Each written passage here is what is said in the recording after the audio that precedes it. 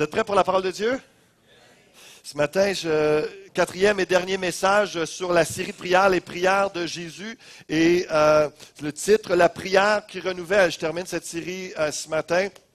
Et Pasteur Serge va apporter la parole dimanche prochain. On leur souhaite la bienvenue. Ça fait longtemps qu'on ne les a pas vus. Il est en vacances, de retour de vacances. Pour ceux qui étaient là au samedi découverte, vous l'avez vu hier, mais il y en a d'autres que ça fait quelques semaines. On est heureux de les voir. Pasteur Gilles, comme j'ai dit dimanche passé, était dans les deux derniers dimanches en train de soutenir l'Église à Sherbrooke par la prédication. Donc, je ne suis plus tout seul ce matin. Là. Je me sens bien entouré et je suis béni. Content de vous voir.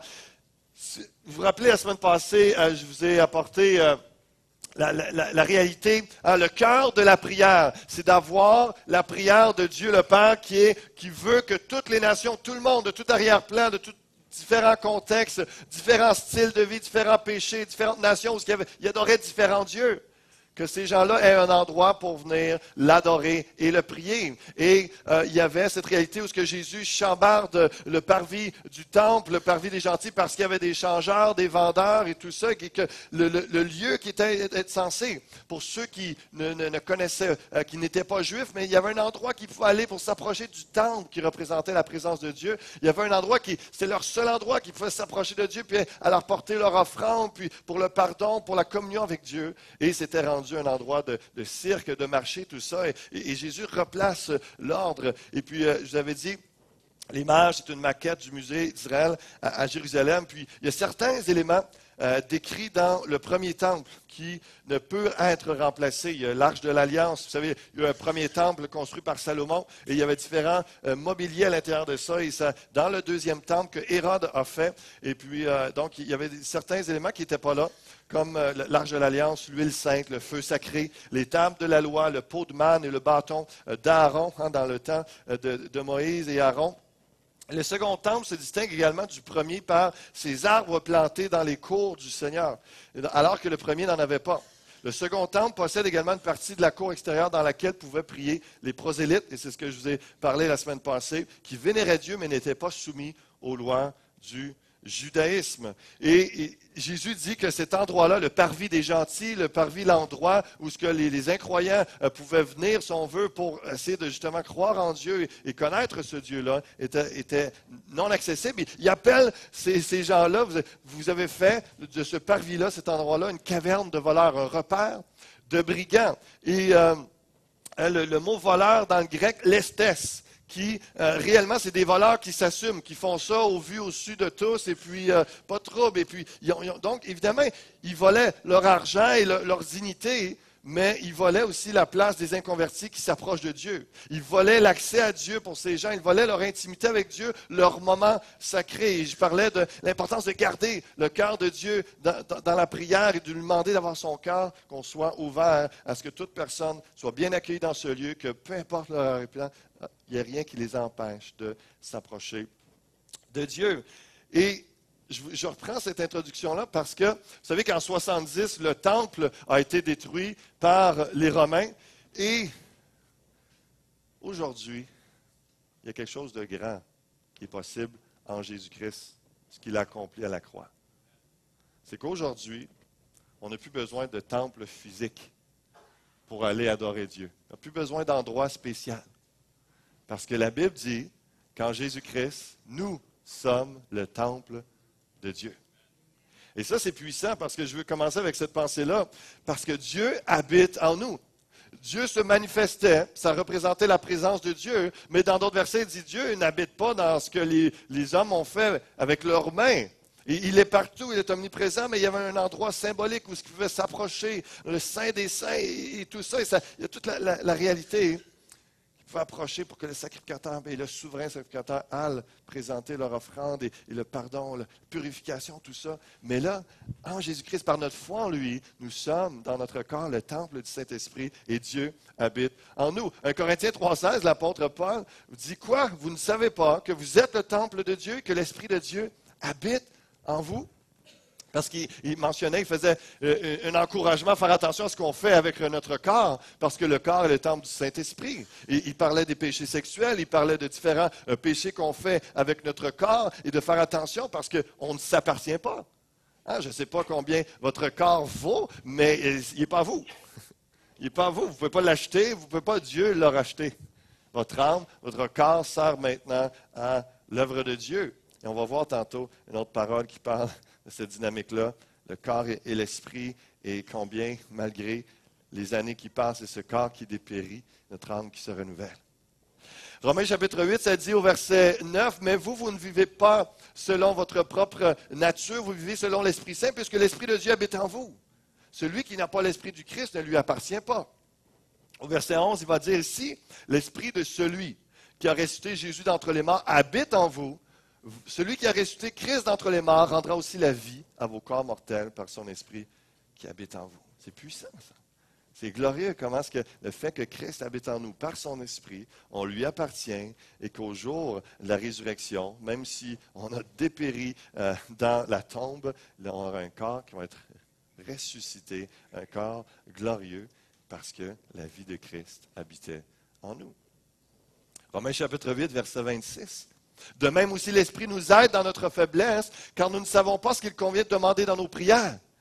Mais l'Esprit lui-même intercède par des soupirs inexprimables. Donc, l'importance que Dieu habite en nous par son Esprit, c'est pour nous aider à prier, être en connexion avec lui, parce qu'on ne sait pas toujours comment prier. On ne sait pas ce qui convient de prier. L'Esprit lui-même intercède par des soupirs inexprimables. Et Éphésiens 6, 18 dit, « Faites en tout temps, par l'Esprit, toutes sortes de prières et de supplications. Veillez cela avec une entière persévérance et priez pour tous les saints. » La nécessité que le Saint-Esprit habite en nous pour être en connexion avec Dieu et de prier. Donc, je suis dans une conclusion sur la série sur la prière et je vous rappelle combien il est beau que nous sommes le temple de Dieu, le Saint-Esprit habite en nous, et combien il est nécessaire de prier par l'Esprit. Veillez à cela avec une entière persévérance et priez pour tous les saints. Il n'a pas dit priez les saints, il dit priez pour tous les saints. Dites à votre voisin, c'est toi qui parles. C'est toi qui parles, c'est pas...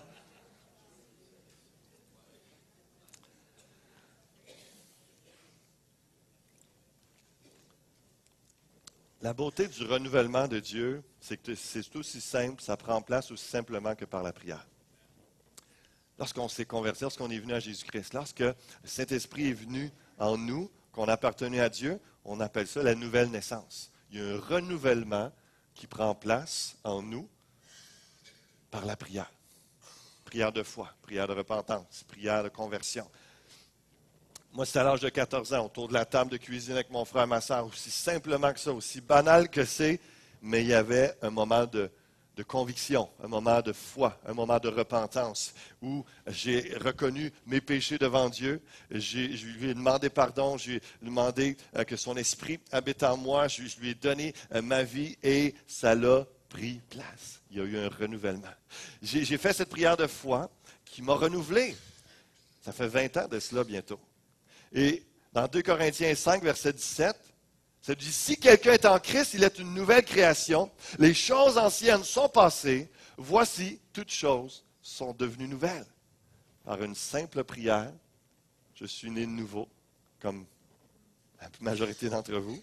Une simple prière, il y a eu un renouvellement de notre être. Je commence avec la base pour vous dire que ça prend encore place d'une forme différente. Dans la prière, c'est encore possible aujourd'hui que vous soyez renouvelés. Pas pour être un autre enfant de Dieu, mais pour un renouvellement. On va parler de ça dans quelques instants. Donc, c'est vraiment ce qui m'est arrivé, un renouvellement, et c'est ce qui arrive à toute personne qui prie une prière de foi pour le renouvellement, pour naître de nouveau. Si quelqu'un est en Christ, il est une nouvelle création. Ça, c'est un passage qui m'a édifié depuis les débuts de ma vie chrétienne. Et tout le chapitre 5, j'encourage à méditer ce chapitre, c'est vraiment puissant, c'est profond, toute la réalité de ce que Christ a fait pour nous, cette nouvelle vie en Jésus-Christ. Cette nouvelle vie en Jésus-Christ. Je vous sens très, très attentif ce matin, très suspendu à ce que je dis. C'est bien parce que vous allez recevoir quelque chose de particulier. 20 ans, comme je dis à peu près, que j'ai fait cette prière. 15 ans déjà à cette année de ministère. 10 ans comme pasteur principal l'année prochaine. Et j'ai été renouvelé il y a tant d'années. Et comme ouvrier du Seigneur, combien de fois j'ai eu besoin d'être renouvelé en cours de route? Combien de fois j'ai eu besoin de me présenter devant le Seigneur, être renouvelé dans mes forces, dans mon zèle. Et ce qui a fait en sorte que j'ai vu malheureusement des frères et des sœurs autour de moi tomber, ou sans tomber dans le péché, je ne parle pas de ça, simplement être sur le pilote automatique. Être sûr, il n'y a plus de feu, il n'y a plus de zèle, il n'y a plus de... Parce qu'ils n'ont pas eu ces moments de renouvellement, de rafraîchissement, de fraîche Pentecôte. Parce qu'on est dans la présence de Dieu, puis le Saint-Esprit coule simplement parce qu'on vient dans la prière. Et Seigneur, j'ai besoin d'être renouvelé, d'être rafraîchi. C'est ce qu'on va parler ce matin ensemble. Et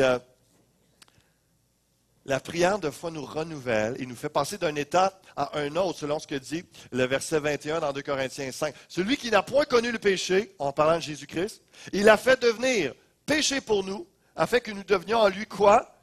Justice de Dieu. Ça, c'est glorieux, parce que avant que je fasse cette prière-là, si Dieu le Père était dans une pièce avec moi et que j'étais le seul dans la pièce et qu'il disait « pécheur », il fallait que je dise « présent ». Et lorsqu'il disait « qui est le juste », il y avait un silence total. Aujourd'hui, lorsque Dieu le Père dit « pécheur », il y a un silence total. Et lorsque Dieu dit, est-ce que le juste est présent? Je peux lever ma main à cause de Jésus-Christ, à cause de ce renouvellement, à cause que je suis passé d'un état à un autre, comme vous, un état de pécheur à un état de juste. Il l'a fait devenir péché pour nous, afin que nous devenions en lui justice de Dieu. Grâce à lui, grâce au fait que je suis en lui, qu'il est en moi, je suis juste. Et ce renouvellement-là, je le prie pour vous, je le prie pour les autres, je le prie pour moi, que ceux qui ne sont pas entrés premièrement dans cette nouvelle création-là et qui sont obligés de reconnaître que, ouais, je suis pécheur. Je suis dans cet état-là encore, je n'ai pas été pardonné, lavé, je n'ai pas été régénéré, renouvelé. Mais il y a une prière de renouvellement, je vais vous inviter tantôt à la fin du message, on va avoir un moment de prière de renouvellement, vous pourrez le faire, vous pourrez le vivre là. Il n'y aura pas de silence quand Dieu va dire qu'il y a un juste dans la place. Il ne va pas dire oui, grâce à Dieu. Grâce à Dieu. Donc, après cela, après notre conversion, après la prière qui nous renouvelle, qui nous fait passer d'un état à un autre, la prière nous fait vivre d'autres formes de renouvellement. Réalisez-vous que la première Église a pris naissance en une atmosphère de prière grâce à laquelle eut lieu l'effusion du Saint-Esprit. La nouvelle Église a pris place, une nouvelle Église, la première, parce qu'ils étaient en train de chercher Dieu, étaient dans la prière, et le Saint-Esprit s'est déversé. C'est dans le jeûne et la prière que l'Église Fusion a pris naissance. Et il y a eu un renouvellement de 3 églises en l'Église Fusion. C'est dans le jeûne et la prière. Imaginez ce qui peut continuer de prendre place par la prière qui renouvelle. Lorsqu'on demande à Dieu, renouvelle-moi. Renouvelle cette Église par ton esprit. Renouvelle mes pensées. Renouvelle mon intelligence. Renouvelle mon zèle. Renouvelle mon feu. J'ai parlé la semaine passée, je terminais avec la pensée de la prière à l'écart. L'importance, combien Jésus régulièrement s'éloignait pour prier. Vous vous en souvenez de ça? Jésus se mettait à l'écart et emmenait même ses disciples à l'écart. Venez avec moi, à l'écart. On s'éloigne du bruit, on s'éloigne des activités, on s'éloigne du tourbillon de vie pour être dans la présence de Dieu. Et il y a un moment d'écart, un moment où Jésus amène ses disciples à l'écart que je veux vous parler, où il y a eu un renouvellement. Et c'est dans Matthieu chapitre 17, si vous voulez tourner avec moi. Matthieu chapitre 17. Le mont de la transfiguration, moment de prière à l'écart. Combien je pourrais poser la question ce matin à certains d'entre vous, puis je poserai la question, est-ce que votre feu, votre zèle, votre vitalité en Christ est la même aujourd'hui qu'au début de vos vies chrétiennes? Ah, puis peut-être certains se sentiraient mal à l'aise un peu. Non, c'est vrai que je ne suis pas aussi vivant. D'autres diraient, grâce à Dieu, j'ai été renouvelé souvent. Et ça m'est arrivé encore hier, ça m'est arrivé dernièrement. Les gens pourraient dire, et oui, je suis encore vivant, avec toutes sortes beaucoup plus d'expériences, beaucoup plus d'histoires à raconter. Et comme Passager disait hier, c'est compliqué. Avec plusieurs, des fois, que Oh, oui, j'ai été renouvelé, je le suis, mais c'est compliqué, dans le sens qu'il y a il y aurait beaucoup à dire. Mais on va entrer dans Matthieu chapitre 17 et je prie que ça vous inspire, ça vous amène, donne le goût de monter sur la prière avec Jésus puis d'avoir ces moments de révélation. Lorsqu'on est dans la prière qui renouvelle, il y a un renouvellement de la révélation de Jésus-Christ. Et c'est tellement ça qui est important de vivre. 6 jours après, Jésus a pris avec lui Pierre, Jacques et Jean et son frère et il les conduisit à l'écart sur une haute montagne. Qu'est-ce que Jésus faisait lorsqu'il était à l'écart avec ses disciples? Dans Luc chapitre 9, on le voit littéralement, il utilise le verbe et il les emmena pour prier littéralement. Et c'est évident que c'est juste pour ça. Il vient sur la montagne et pendant qu'il priait, il fut transfiguré devant eux. Son visage resplendit comme le soleil, ses vêtements devinrent blancs comme la lumière.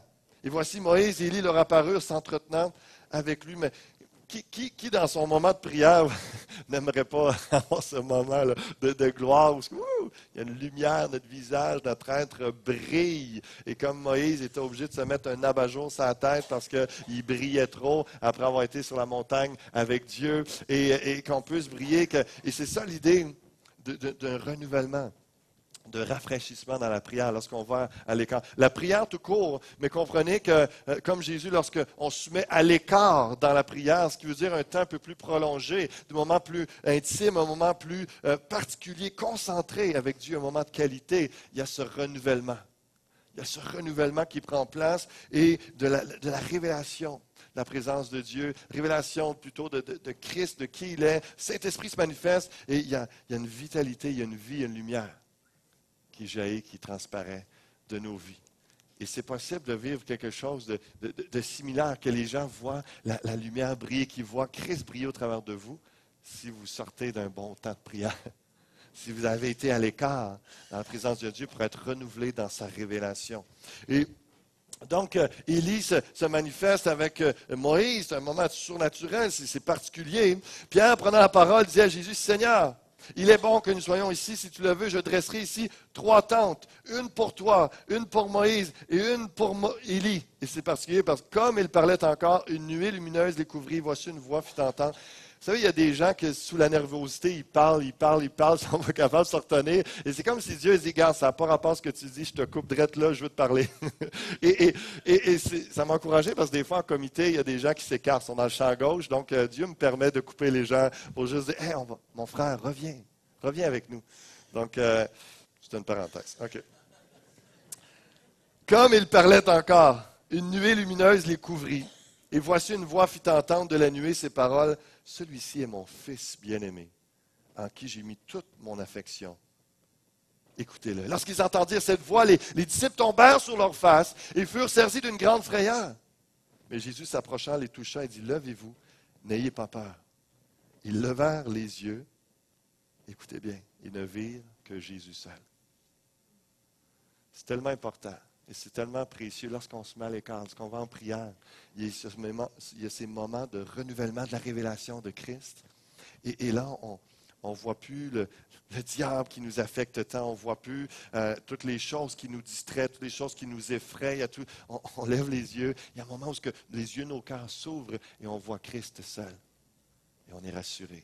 Il y a une fraîche révélation, un renouvellement de qui est Christ. Et des fois, on saisit mieux.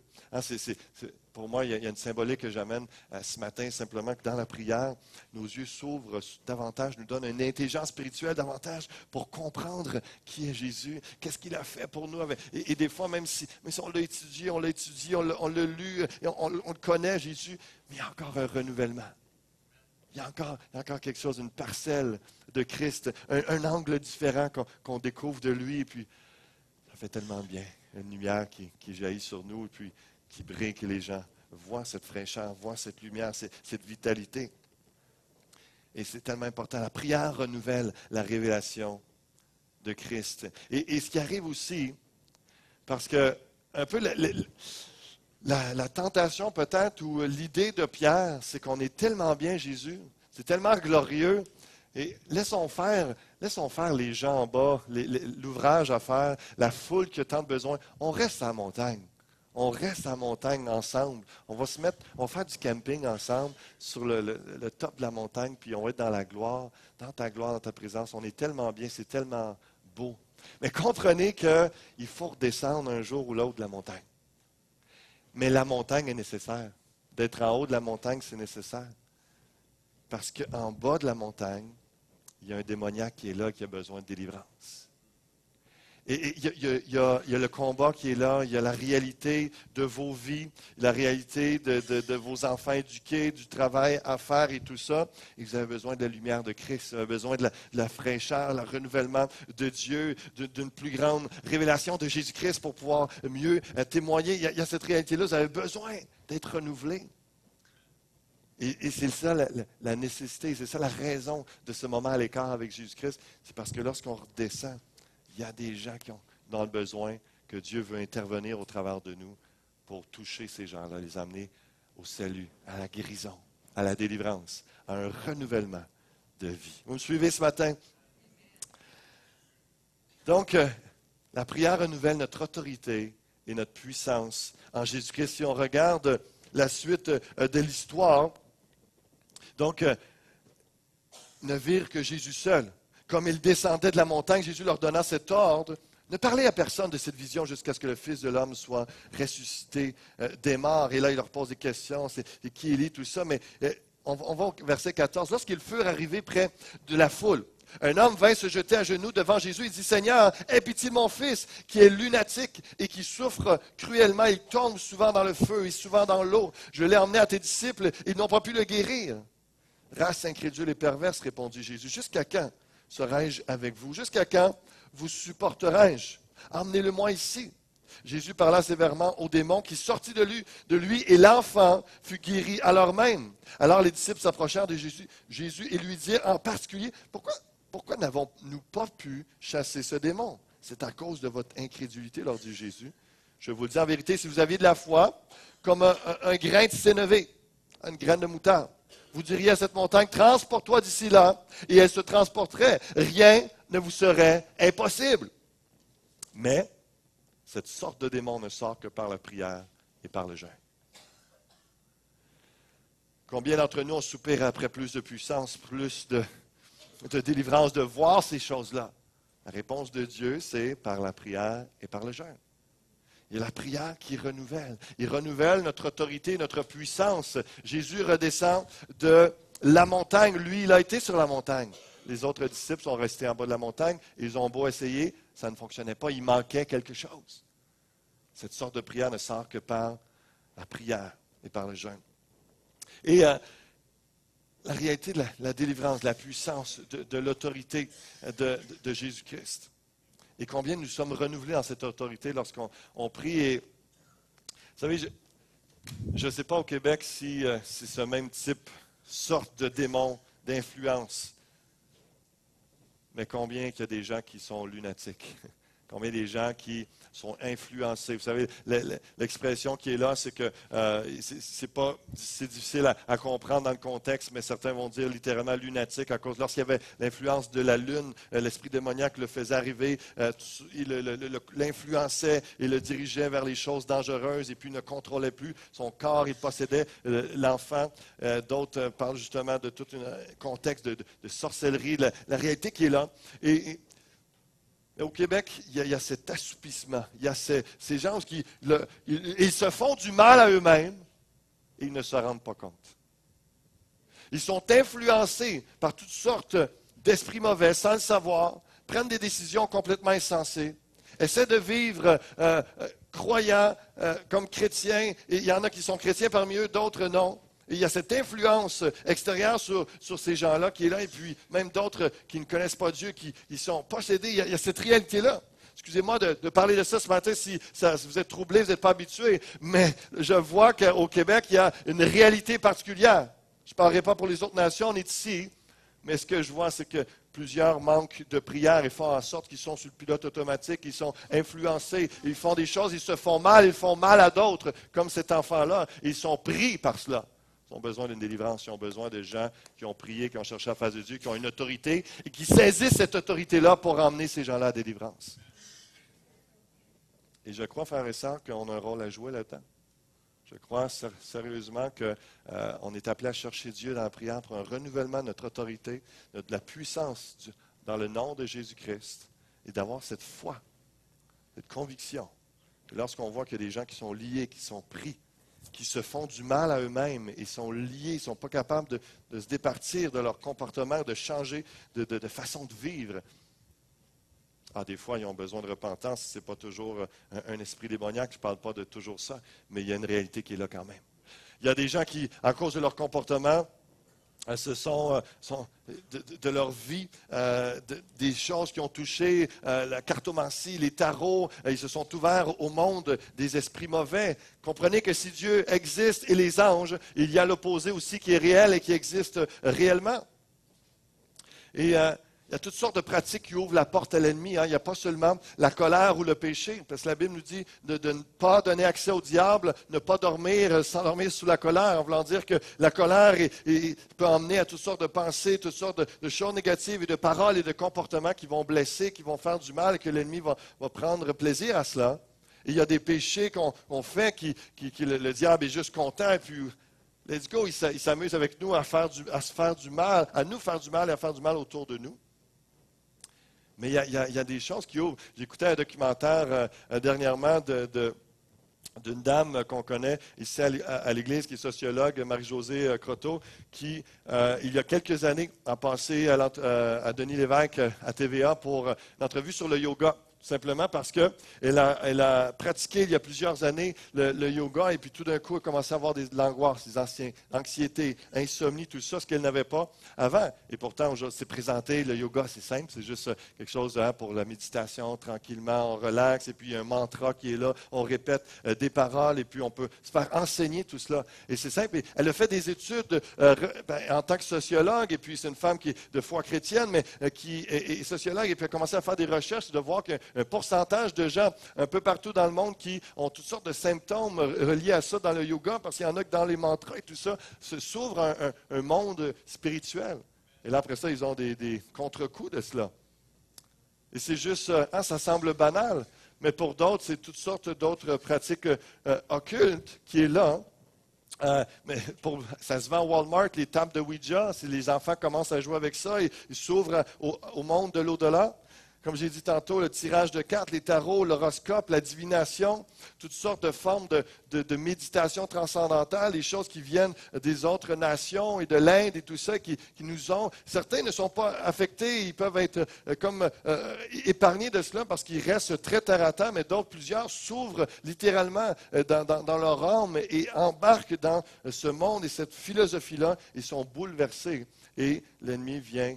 Ça fait en sorte qu'il y a des gens, des fois, qui entrent dans une église, qui ont touché à ces choses-là, puis ils sentent une oppression. Ils sentent comme s'il y a des voix, il y a des pensées, il y a des choses qui disent « Hey, va pas là, parce qu'ils savent qu'ils peuvent, en entendant l'Évangile, être chassés et partis lorsque les gens vont se mettre à prier pour eux. Ils sentent une présence, il y a une oppression qu'eux autres, ils veulent juste quitter. Les gens ont besoin d'avoir des gens qui ont été renouvelés dans la prière, dans leur autorité et leur puissance, et qui vont discerner ces choses. Et comprenez que vous ayez touché à ça ou pas, et que vous connaissiez des gens qui ont touché à cela ou pas, vous avez besoin d'être renouvelé dans votre autorité, votre puissance en Jésus-Christ, parce qu'il y a toutes sortes d'attaques, de découragement, il y a toutes sortes d'influences de l'ennemi qui va essayer de vous faire abandonner, vous faire dévier du plan de Dieu. Et vous avez besoin de ce renouvellement-là, parce que dans la prière, lorsqu'on est renouvelé dans cette conviction-là, dans notre foi et notre autorité, on sait que l'ennemi n'a aucune puissance sur nous et qu'on peut le chasser, le repousser et être libéré de lui.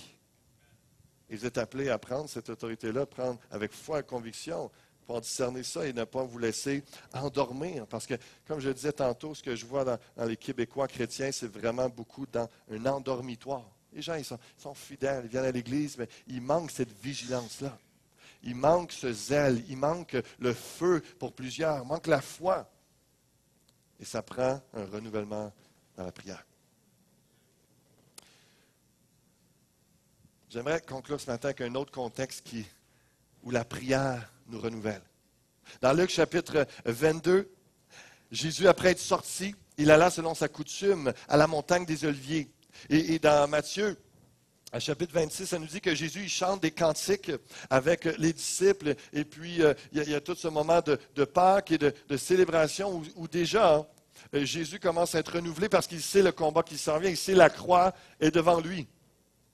Et il sait à ce moment-là qu'il y a une angoisse, il y a un stress qui vient, une peur, parce que quand même, il sait que physiquement, il va donner sa vie, il va verser son sang, ça va être douloureux. Et dans son humanité, Jésus peut nous comprendre, nous, alors qu'on vit par toutes sortes d'angoisses, de stress, d'inquiétude, de crainte, là où on a besoin également d'un renouvellement. Après être sorti, il alla selon sa coutume à la montagne des Oliviers, ses disciples le suivirent. Lorsqu'il fut arrivé dans ce lieu, il leur dit, priez afin que vous ne tombiez pas en tentation. Puis s'éloigna d'eux à la distance d'environ un jet de pierre et s'étant mis à genoux, il pria en disant, Père, si tu voulais éloigner de moi cette coupe, toutefois que ma volonté ne se fasse pas, mais la tienne. Alors un ange lui apparut du ciel pour le fortifier. Alors qu'il sait la croix s'en vient. Et le texte nous dit qu'il, dans l'angoisse, il sue des grumeaux de sang. Il y a vraiment ce stress-là parce que physiquement, son corps réagit. Intérieurement, son esprit est prêt, il fonce, il va obéir. Mais c'est la même chose aujourd'hui. Notre corps est en proie à la faiblesse. Il est affecté. Il est fragile. Mais lorsqu'on est renouvelé dans la prière, que ce soit un ange, que ce soit l'esprit, il vient nous fortifier, renouveler dans nos forces. Et tantôt, je vous parlais des cantiques. Il y a plusieurs psaumes que les Juifs chantaient à la Pâque. Et ça me fait penser combien c'est important de prier, de chanter la parole, de prier des cantiques, des paroles, des psaumes. On peut les chanter, les psaumes, on peut les prier et ça apporte un renouvellement. Je vais vous encourager dans votre pratique de la prière. Demain matin ou demain dans la journée, cette semaine, lorsque vous allez prendre un moment à l'écart pour prier, simplement vous arrêtez peut-être d'ouvrir la parole, puis commencez à prier certains textes qui vont vous renouveler. Il y a différents psaumes, mais évidemment, si on regarde le psaume 23, où ce que l'Éternel est mon berger, je ne manquerai de rien. Il me fait reposer dans de verts pâturages. Lorsque vous les disiez, vous les priez à voix haute, il y a cet impact qui prend place et vous le faites avec foi et dans une attitude de prière, d'adoration. L'Éternel est mon berger, je ne manquerai de rien. Il y a une foi qui est renouvelée. Hey, c'est mon berger. Vous personnalisez, c'est à vous, ça, c'est votre relation avec Dieu. Dieu, votre berger. Vous ne manquerez de rien. Il me fait reposer dans de verts pâturages. Être renouvelé dans la foi que Dieu va pourvoir, il va bénir, il va donner ce que vous avez besoin. Il me dirige près des eaux paisibles, renouvellement dans la paix. Il restaure mon âme. La version sommaire dit, il te donne des forces neuves. Combien on a besoin d'aller dans la prière pour renouveler nos forces. Des fois, physiquement, on a besoin de dormir parce que c'est physique, dors, puis ça va aller mieux, tu vas reprendre des forces. Mais des fois, tu as beau dormir, c'est intérieurement, il y a une fatigue. Émotionnellement, on est usé par la vie, usé par les trahisons, usé par les blessures, usé par les épreuves, usé par des peines, des angoisses, par toutes sortes de choses qui nous ont fatigués, qui nous ont endormis. On a besoin d'un renouvellement. Besoin d'un renouvellement par la prière.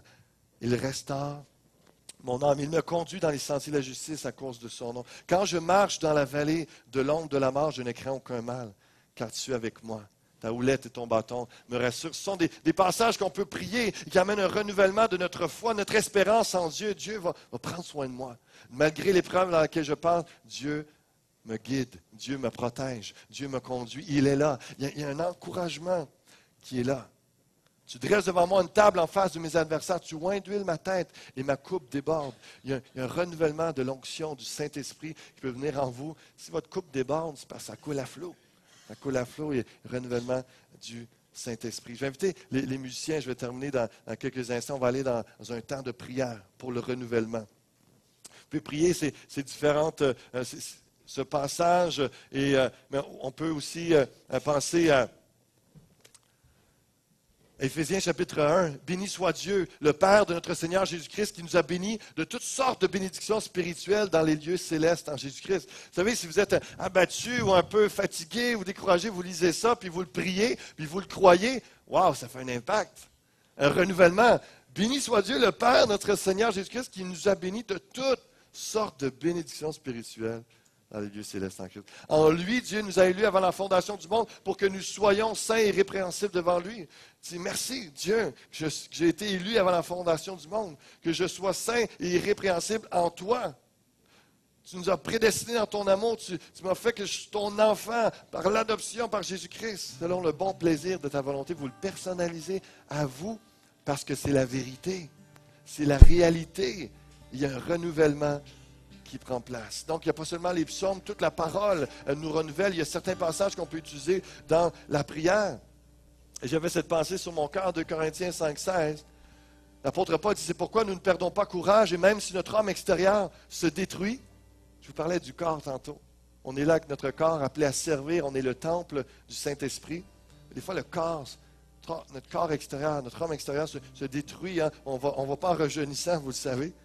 Mais notre homme intérieur se renouvelle de jour en jour.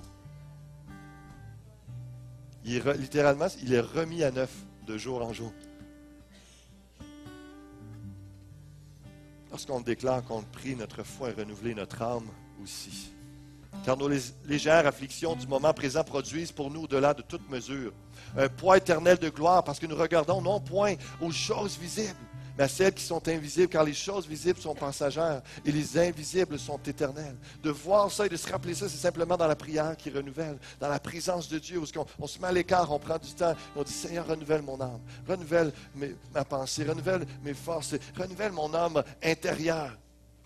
Et Dieu le fait. Je vais encourager mes frères et sœurs plus âgés que j'aime tant. Soyez convaincus de votre rôle, de votre place, de l'importance de votre place dans l'Église, la nécessité que vous soyez là et renouvelé. Que vous soyez, même si la direction, il y a une plus grande, c'est une autre génération, il y a des choses qui changent, c'est différent. Comprenez que j'ai besoin de vous, nous avons besoin de vous. L'autre génération, après vous et l'autre, ont besoin de vous, de voir des hommes et des femmes que malgré que l'homme extérieur se détruit, se détériore, l'âge prend place, la fatigue, plus là, on a besoin des hommes et des femmes qui sont renouvelés.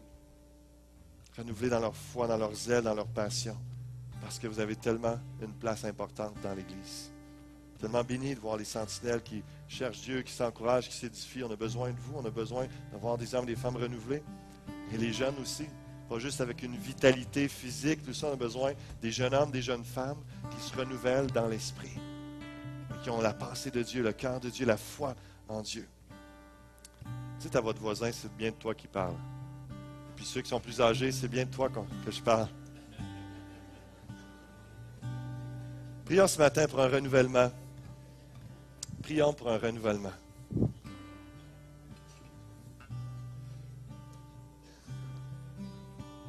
Je veux que vous preniez un temps de prière. Et je vous appelle à prier pour le renouvellement des forces, renouvellement du courage. Hier, on parlait de l'appel de Dieu, des dons spirituels, des dons que Dieu vous a donnés. Et des fois, il y a une crainte, il y a une angoisse, on a besoin de courage, on a besoin de foi. Seigneur, renouvelle-moi dans mon zèle, peut-être certains d'entre vous diraient, renouvelle-moi dans ma compassion envers ceux qui souffrent, envers ceux qui arrivent de toutes les nations, de ceux qui arrivent tout croche d'une autre vie, puis j'ai de la compassion pour eux, que j'aille vers eux, que je prie pour eux, que je les accueille, que j'en prenne soin. Seigneur, renouvelle ma louange. D'autres diraient, Seigneur, renouvelle mon autorité, ma puissance en toi, que je réalise que j'ai une autorité en toi, Jésus, que je peux repousser ceux qui sont liés par des esprits mauvais. Prions pour des gens que vous connaissez autour de vous qui ne sont pas sauvés. Seigneur, qu'ils aient un renouvellement, qu'ils passent d'un état à un autre, qu'ils soient des nouvelles créatures en toi, Jésus. Prions aussi pour ceux qui sont éloignés de Dieu, pour ceux qui... Ça me touche depuis quelques semaines de voir de plus en plus de gens qui viennent seuls à l'église parce que leur conjoint, leur mari, épouse restent à la maison. Des fois, ils travaillent, mais des fois, il y a eu un découragement, il y a un relâchement, il y a des blessures, il y a toutes sortes de réalités. Seigneur, moi, je prie pour un renouvellement. Pour toutes ces personnes qui sont à la maison ce matin et qui, depuis des mois ou des années, n'ont pas l'intention de venir et soit boudes, soit blessés, soit fatigués, soit juste préoccupés par autre chose que ton royaume. Seigneur, renouvelle leur foi. Seigneur, entends nos prières. Renouvelle-les. Et ceux qui sont fidèles, qui viennent encore à toi, qui viennent se ressourcer à l'Église, qui viennent continuer à servir. Seigneur, renouvelle leur fidélité, leur zèle, leur foi en toi aussi. Qu'ils persévèrent, qu'ils soient des exemples pour leurs conjoints et leurs conjointes, Seigneur. Ce qu'on va faire tout simplement, s'il y en a qui ont besoin de prières particulières, on va aller dans un moment, quelques minutes encore. S'il y en a qui veulent s'avancer, on va prier ensemble. Et pendant que la musique va jouer, juste commencer à prier, que ce soit pour vous-même, que ce soit pour d'autres personnes. Vraiment, on entre dans un moment de prière spontanée. Je voulais conclure cette série-là, au moins qu'on ait un temps puissant de prière. Si vous connaissez des gens qui souffrent parce qu'ils ont donné accès au diable, priez pour une délivrance. Priez pour un œuvre. S'il y en a qui souffrent, que si vous sentiez visé, vous savez, vous êtes troublé spirituellement par des mauvais esprits, avancez-vous, on va prier pour vous. S'il y en a qui ont besoin de renouvellement de force, renouvellement de la vision, renouvellement de quoi que ce soit, avancez-vous. On prend le temps de prier. Alléluia. On peut tous se lever ensemble, chercher Dieu, prier, intercéder.